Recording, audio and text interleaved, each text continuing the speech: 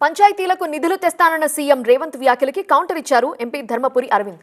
మోదీ ఇచ్చే డబ్బుని రేవంత్ మోయలేరు కాబట్టి నేరుగా గ్రామ పంచాయతీల ఖాతాల్లోనే వేస్తామన్నారు ధర్మపురి అరవింద్.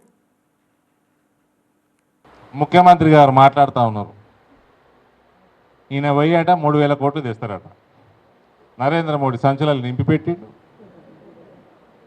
నీకోసం వెయిట్ చేస్తాడు. ఈయన పోతే తెస్తారట. నువ్వు ముఖ్యమంత్రి పోయి 2 ఏళ్ళే, ఇది 3వ సంవత్సరం. ఇది 2 సంవత్సరాల నుంచి పైసలు రాలే. నువ్వు ఎలక్షన్లు పెట్టక, ఇప్పుడు ఎలక్షన్లు పెడితే సర్పంచ్లు అయినరు. నీ వద్దు, నీ టికెట్లకు పైసలు దండగా నువ్వు పోకు. నువ్వు ఉన్నావు ఇంత, ఆ సంచులు ఎక్కువ ఉంటాయి 3,000 కోట్లు అంటే అది మోసుడు ఇంత చేత కాదు. నువ్వు మోయకు, అంత కష్టపడకు. నరేంద్ర మోడీ పాపం ఆయన bank to bank account transfer చేసుకుంటాడు గ్రామ పంచాయతీకి డైరెక్ట్గా ఆయననే ట్రాన్స్ఫర్ చేస్తాడు.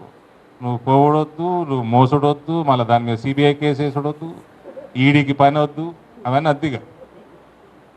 నీకు ఉన్నే చాలు కేసులు నీ మీద.